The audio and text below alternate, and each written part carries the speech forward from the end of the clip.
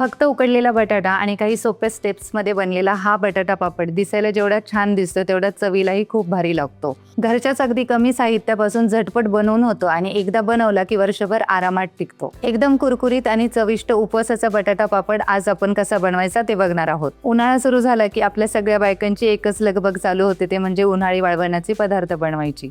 पण काय होतं ना की काही बायकांना हे पदार्थ बनवणं खूप सोपं वाटतं, तर काहींना खूपच किचकट वाटतं. आता ज्यांना बनवता येतं त्यांचं तर ठीक आहे, पण ज्यांना बनवता येत नाही त्यांनी आता अजिबात सुद्धा टेन्शन घेऊ नका, कारण अगदी सहज आणि सोप्या पद्धतीने हे सर्व पदार्थ कसे बनवायचे ते आपण पुढे बघणार आहोत. त्यामुळे तुम्ही जर माझ्या चॅनलवरती नवीन असाल तर चॅनलला नक्की सबस्क्राईब करा. Hello, welcome to the Varsha's cooking studio. मी वर्षा. पदार्थ बनवणं, पदार्थ खाऊ घालणं आणि तो पदार्थ आपल्या नावाने ओळखला जावं याचंच कॉम्बिनेशन म्हणजेच द वर्षाज कुकिंग स्टुडिओ.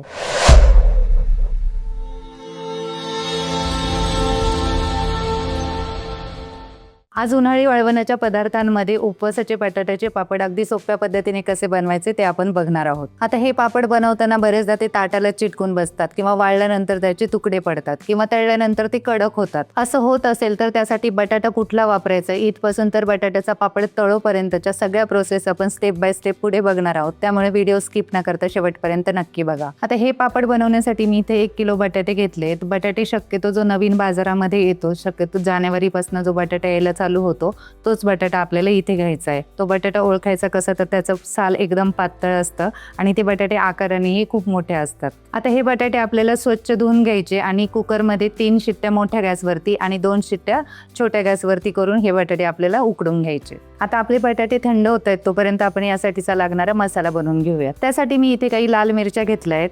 ह्या लाल मिरच्या ज्या आपल्या हिरव्या मिरच्या असतात त्याच 2-3 दिवस फ्रीजमध्ये न ठेवता फ्रीजच्या बाहेर ठेवून या पद्धतीने सुकवून घेतलाय.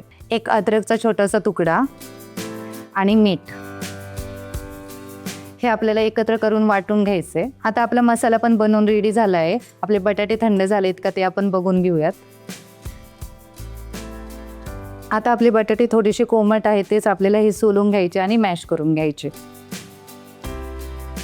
आता या ठिकाणी आपले सगळे बटाटे सोलून झालेत. आता आपल्याला मॅश करायला घ्यायचे.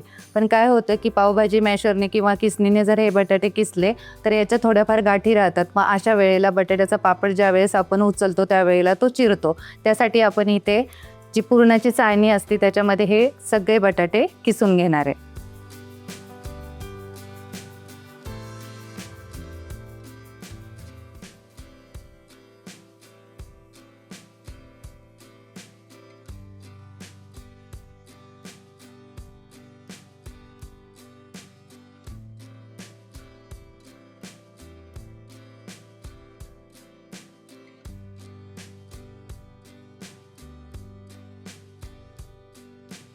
आता अशा पद्धतीने आपले सगळे बटाटे मॅश करून झालेत.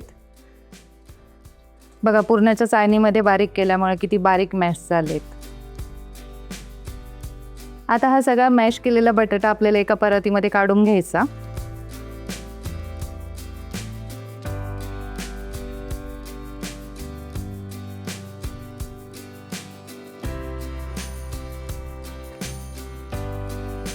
आता लगेचच आपल्याला यामध्ये आपण जे वाटण बनवलं होतं ते पण ऍड करून घ्यायचं. आता त्यासोबतच आपल्याला अर्धी वाटी साबुदाण्याचं पीठ पण यामध्ये ऍड करून घ्यायचंय.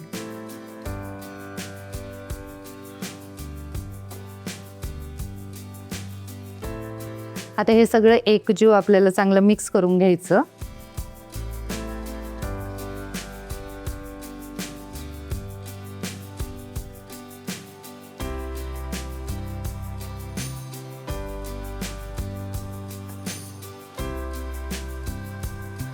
आता या पद्धतीने आपलं पीठ बनवून झालं की याचे छोटे छोटे गोळे करायचे. हाताला थोडंसं तेल लावून घ्यायचं आणि याचे गोळे करून घ्यायचे.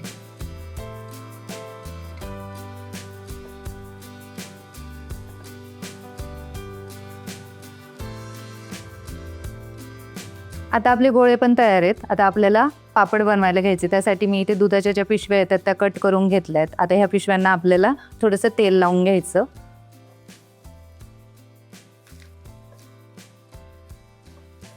आता आपलं तेल लावून झालं की यातला एक गोळा घ्यायचा, असा ठेवायचा. त्यानंतर ही जी दुसरी दुधाची पिशवी याला पण तेल लावून घ्यायचं. यावरती ठेवून एक डिश घ्यायची आणि त्या डिशने आपल्याला फक्त हे प्रेस करायचं.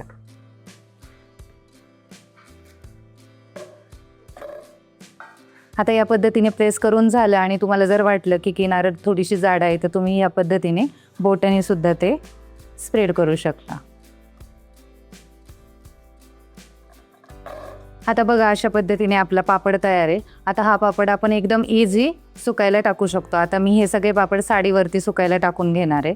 हातावरती सुद्धा बघा किती छान हा पापड निघाला आहे. आता हे पापड बनवताना जर तुमच्याकडं कोथिंबीर आणि जिरे चालत असेल तर तेही तुम्ही ॲड करू शकता. आता हे सगळे पापड बनवून मी उन्हामध्ये सुकून घेणार आहे. आता दिवसभर उन्हात सुकल्यानंतर हे पापड आपले असे तयार झालेत. आता मी तुम्हाला तळून दाखवते. आता कडकडीत तेल तापून झालं की आपल्याला हे पापड तेलामध्ये तळून घ्यायचं.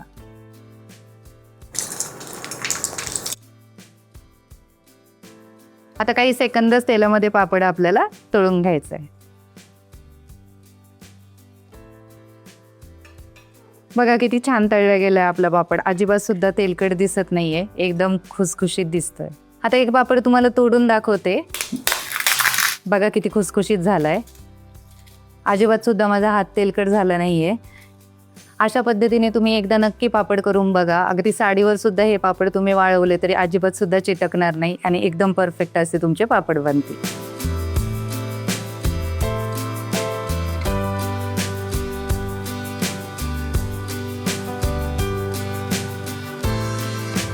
तर कशी वाटली तुम्हाला आजची रेसिपी आवडली असेल तर व्हिडिओला लाईक करा, तुमच्या फॅमिली फ्रेंड्ससोबत शेअर करा आणि माझ्या चॅनलवरती नवीन असेल तर चॅनलला नक्की सबस्क्राईब करा.